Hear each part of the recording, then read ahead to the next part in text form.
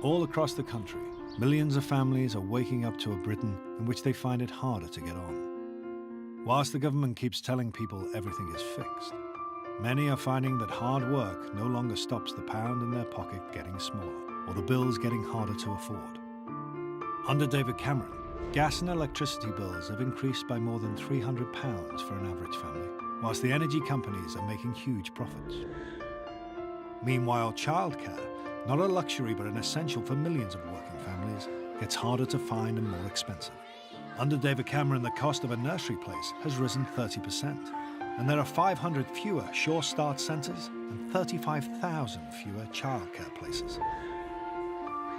Whilst claiming to be cutting taxes, David Cameron has put up taxes 24 times on hard-working families.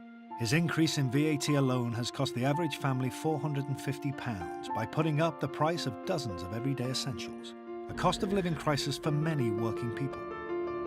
However, there is one group that he does care about. David Cameron's priority has been the most privileged, who have been handed huge tax cuts worth many thousands of pounds every year, while personal debt for ordinary families is rising and their wages continue to be squeezed. And now the Tories are planning another tax giveaway for the top 1% of earners.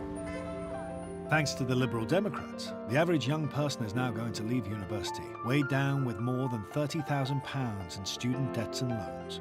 Some of them will take more than 20 years to pay it off. That's a lifetime of debt before they have even started work. And all because the Liberal Democrats wouldn't keep their promises. Or because every day Nick Clegg is propping up a Tory government. No wonder young people are finding it harder than ever to get on the housing ladder. Under David Cameron and Nick Clegg, the average working person is a shocking £1,600 worse off a year. Dealing with this government's cost of living crisis has never been so important. Britain can do much better than this.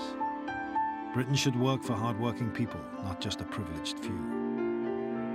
Labour will freeze energy bills until 2017 by standing up to rip-off energy companies, provide 25 hours free childcare a week for working parents with 3 and 4-year-olds, tax bankers' bonuses, and put every young person who has been out of work for a year into a job.